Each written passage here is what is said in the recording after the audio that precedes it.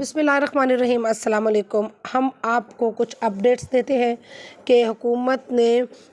जो दरख्वास्तें जमा होने की शरह है उसको देखते हुए कुछ नए फ़ैसले किए हैं, कुछ तजावीज़ हैं, हम आपको आगाह करते हैं, अपडेट्स देते हैं। इससे पहले अगर आपने हमारा चैनल सब्सक्राइब नहीं किया तो सब्सक्राइब कर दीजिए और बेल आइकन प्रेस कर दीजिए ताकि आपको मालूमात तक रसाई हासिल होती रहे। बहुत शुक्रिया। तफसीलात की तरफ, पाकिस्तान को सऊदी हुकूमत की तरफ से 1,79,210 यानी 1,79,210 अफराद का कोटा मिला है, जिसमें से 50% जो है वो प्राइवेट स्कीम को दिया गया और बाकी जो है वो सरकारी हज स्कीम के पास है, जिनमें से 25,000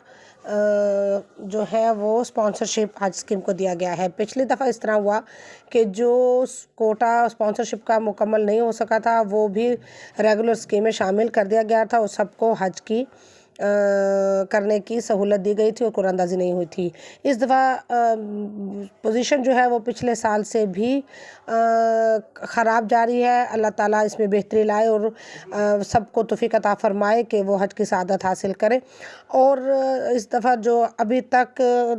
यानी 7 तारीख तक जो दरख्वास्तें जमा हो चुकी हैं उसके मुताबिक 20,556 टोटल एप्लीकेशन जमा हो चुकी हैं, जिनमें जो है स्पॉन्सरशिप की 1210 और रेगुलर की 19,346 यानी 19,346 एप्लीकेशंस जमा हो गई हैं। आखिरी तारीख 12 दिसंबर है। अब हम आपको ये बताते हैं कि हुकूमत क्या तजावीज़ जो है उस पर गौर कर रही है और क्या होने के इम्कानात हैं। जी, इससे पहले हम आपको एक और इन्फॉर्मेशन भी बताते चले कि वज़ारत मज़हबी अमूर ने NCOC के ऐलान के मुताबिक ये अनाउंस कर दिया है कि अब कोरोना वैक्सीन का सर्टिफिकेट जमा कराने की ज़रूरत नहीं है और दरख्वास्त गुजार ना तो कोरोना वैक्सीन का सर्टिफिकेट जमा करवाए और ना ही किसी भी किस्म के कोरोना के हवाले से टेस्ट करवाए। इसका मतलब ये नहीं है कि वो जो मेडिकल फ़िटनेस सर्टिफिकेट है उससे इस कोरोना का कोई ताल्लुक़ नहीं है। मेडिकल फ़िटनेस सर्टिफिकेट आपने हर सूरत में जमा करवाना है, वो इससे अलग है। जो WHO वर्ल्ड हेल्थ ऑर्गेनाइजेशन है उसने ये अनाउंस कर दिया था कि अब कोरोना के जो है SOPs उसका ख़ात्मा कर दिया गया और कोरोना पाबंदी पर का ख़ात्मा हो गया है, लिहाजा इस पर पाबंदियाँ हट गई हैं। और इसी के मुताबिक सऊदी अरब ने भी कोरोना वैक्सीन के सर्टिफिकेट की जो पाबंदी है वो हटा दी है और उसके SOPs भी उसकी भी ज़रूरत नहीं होगी, मास्क वगैरह की ज़रूरत नहीं होगी। वैसे आप फ्लू या किसी और बीमारी से महफूज रहने के लिए मास्क लगाना चाहें या लेके जाना चाहें तो ले जा सकते हैं और उस पर अमल दरामद कर सकते हैं, लेकिन वैक्सीन का सर्टिफिकेट अब जमा नहीं करवाना है। जी, तो गुज़िश्ता साल की निस्बत साल 2024 में वसूल होने वाली दरख्वास्तों की तादाद बहुत कम है, जिसने वज़ारत मज़हबी अमूर के ओहदेदारों को फ़िक्रमंद कर दिया है। और ये भी कहा जा रहा है कि दरख्वास्तों की तादाद को बढ़ाने के लिए वज़ारत की जानिब से लगाई गई जो पाबंदी है, जिसमें हज बदल और 5 साल के अंदर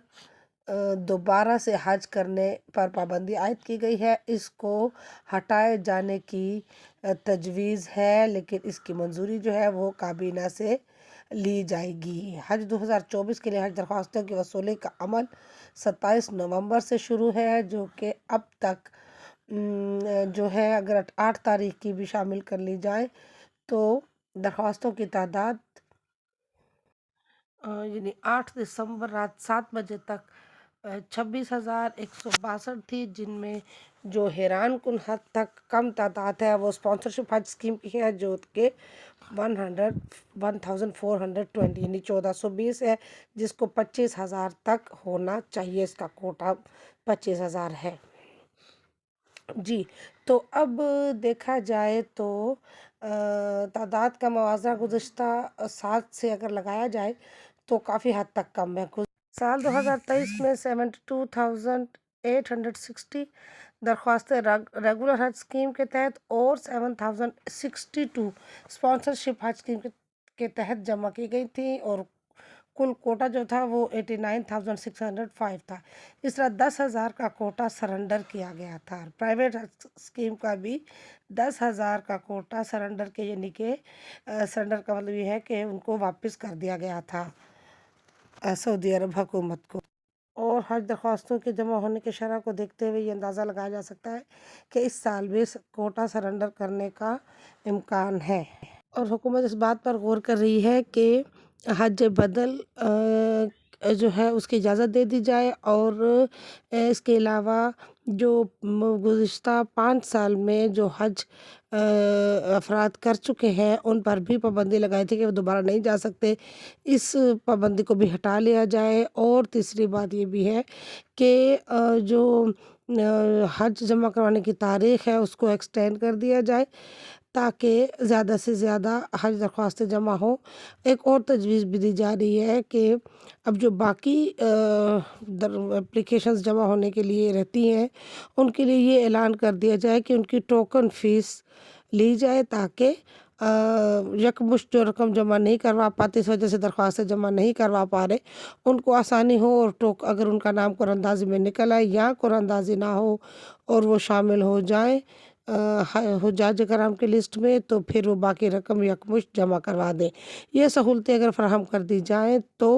امکانات ہے کہ جو حج درخواستیں ہیں ان کی تعداد زیادہ ہو جائے گی، اور لوگوں کو زیادہ سے زیادہ پاکستانیوں کو موقع مل سکے گا کہ وہ حج بیت اللہ کی زیارت کر سکیں اور اپنا فریضہ حج ادا کر سکیں۔ تاہم ان تمام فیصلوں کے لیے حکومت کی جو وزارت مذہبی امور ہے اس کی کابینہ سے منظوری لینا ضروری ہے، اس کے بغیر یہ معاملات طے نہیں ہو پائیں گے، کیونکہ حکومت کو چونکہ غیر ملکی زر مبادلہ کی قلت کا مسئلہ درپیش ہے، اس لیے کوٹا سرنڈر کرنے میں حکومت کا فائدہ ہے، جسے موجودہ حالات میں ڈالر کا انتظام کرنے میں مشکلات کا سامنا کرنا پڑتا ہے۔ جبکہ مہنگائی کے اس شدید دور میں مالی حیثیت یا استطاعت جو ہے وہ بہت کم رہ جاتی ہے، اور یہ جو فریضہ ہے یہ تو استطاعت پر بیس کرتا ہے، لہٰذا لوگوں کی کم تعداد نے درخواستیں جمع کروائی ہیں۔ اور دوسرا یہ بھی ہم آپ کو بتاتے چلیں کہ اس سال سعودی حکومت نے ٹائم سے بہت زیادہ پہلے یہ سارا پروسیجر کا آغاز کر دیا تھا تاکہ وقت سے پہلے تمام معاملات نمٹائے جا سکیں اور لوگوں کو اور مختلف ممالک کو تکلیفات کا سامنا نہ رہے۔ جبکہ دوسری طرف حکومت کو اس بات کی بھی پریشانی کہ اگر ڈیٹ جو ہے وہ ایکسٹینڈ کر دی جائے، 12 سے آگے لے کر جایا جائے تو پھر مزید دیر ہو جائے گی، چونکہ 4 جنوری تک اپنا تمام تر تفصیلات جو ہے حکومت کو سعودی حکومت سے شیئر کرنی ہے، اور 4 جنوری تک فلائٹس کے شیڈول کے جاری ہونے کے متعلق بھی انفارمیشن سعودی حکومت کو دینی ہے۔ آپ ہمارے ساتھ رہیے، ہمارے چینل کو سبسکرائب کر لیجیے۔